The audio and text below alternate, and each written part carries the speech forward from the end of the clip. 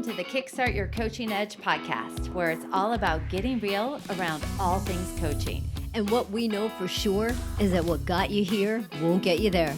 You can't see the spinach in your own teeth. And finally, hang on, because this one's really deep. Once you realize that you are the traffic, everything makes complete and unadulterated sense. So we are at the last week, the last episode that we have about impulse control, and we're going to be doing a little of self-evaluation. Yeah, you know what, Jen, it's kind of funny because a lot of people have taken, emotional intelligence assessment, but a lot of people haven't. And some of this almost kind of makes me think of, remember, like years and years and years ago, and actually they might still have it, but I don't know. Like all those Cosmo quizzes that you did, and you'd circle this and you were like, ooh, I wonder what I am. But people love assessing themselves, right? They love kind of seeing where they fit on things, what they're good at, what they're not good at, where they excel, where they need some help. And today we're going to talk a little bit about impulse control, and you get to play along and do a little bit of a self-assessment with us. So how about, Jen, we let people go get a piece of paper and a pen or a pencil or something. And go ahead.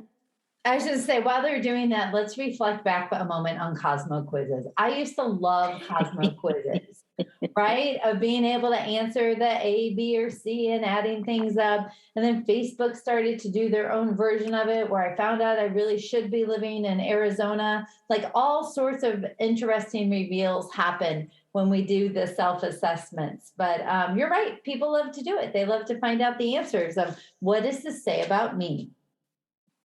You know what? That's funny too, because if you think about those things that you did, right? Those assessments that you did, you read the answer and you're like, yep, that's me.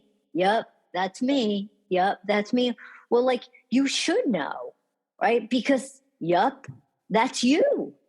I love it. All right. We gave people the time to go get the paper, the pen, the pencil, the iPad, doesn't matter what it is. Karen, let the self-assessing commence.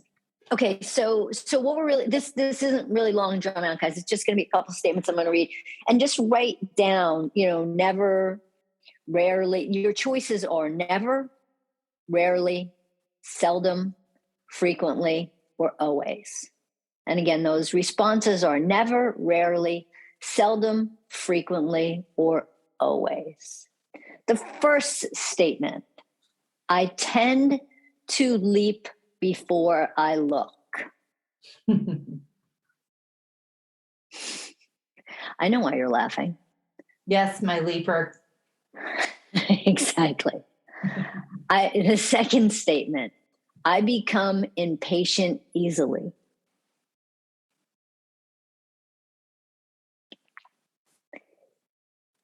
The third statement, others seem too slow in making up their minds.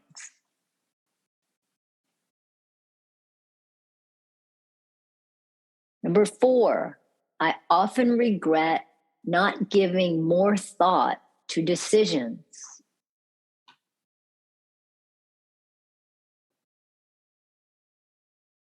Number 5, I often make impulse purchases.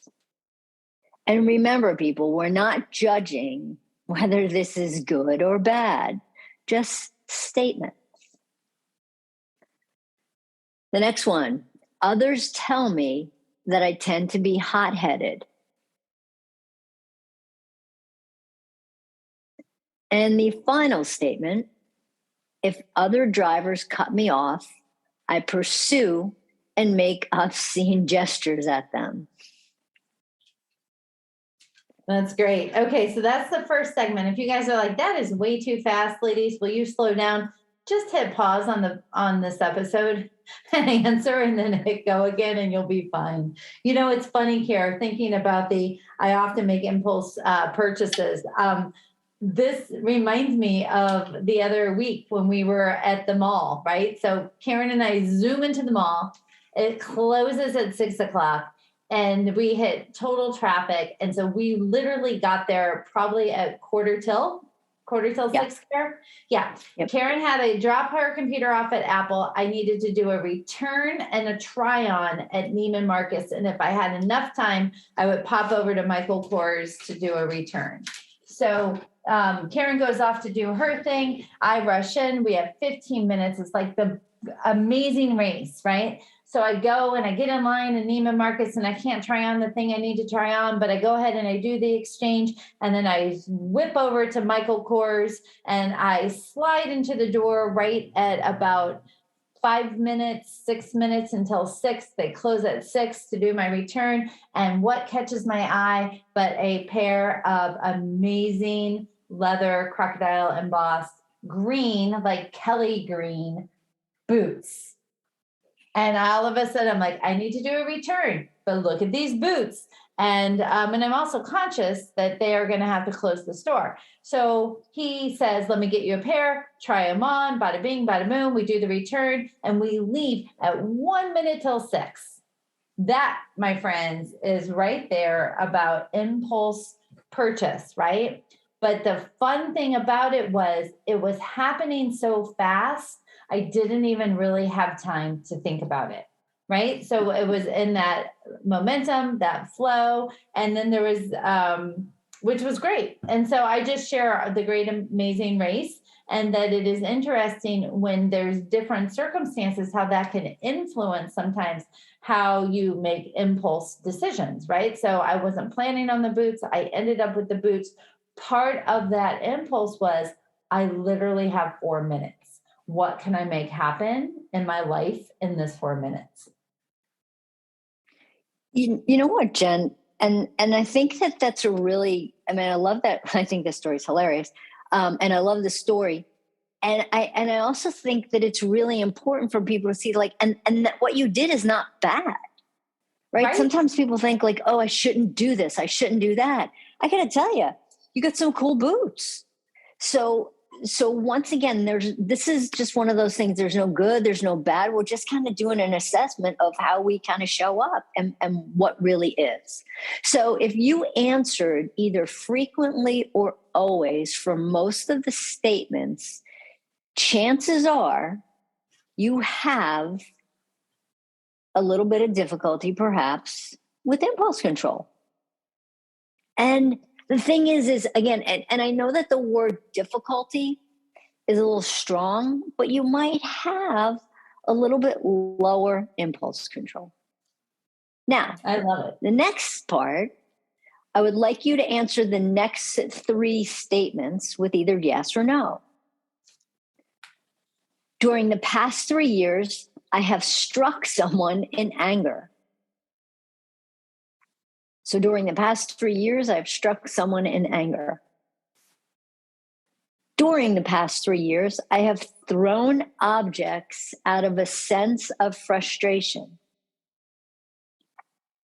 So during the past 3 years, I've thrown objects out of a sense of frustration. And the third statement, during the past 3 years, I have made a rash decision that I have regretted. During the past 3 years, I've made a rash decision that I have regretted.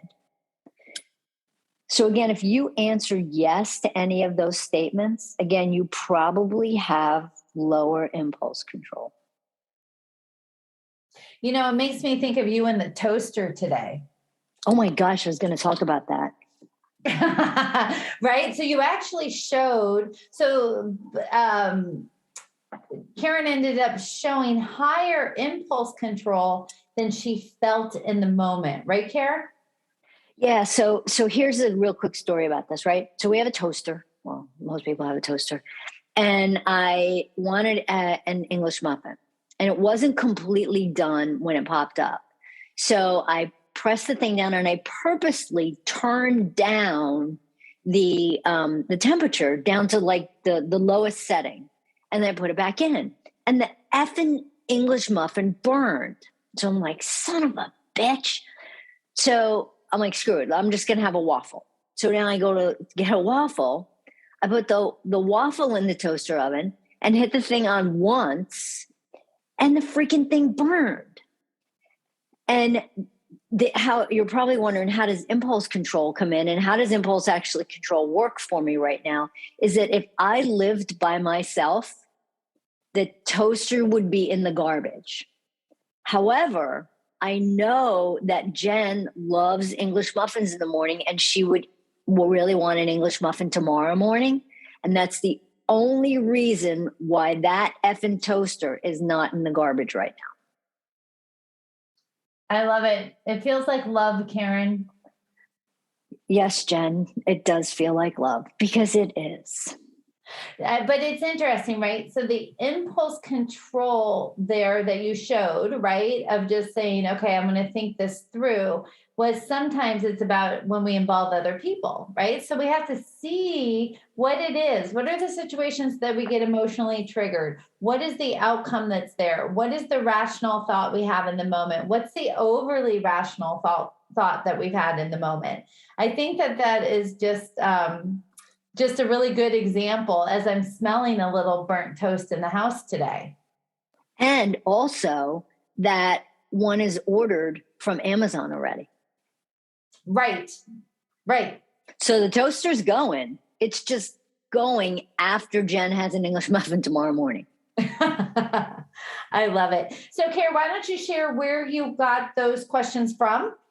Yeah, this is all great, guys. This is the book called The EQ Edge: Emotional Intelligence and Your Success. Jen and I love this book, and we actually use this book as part of the training that we do.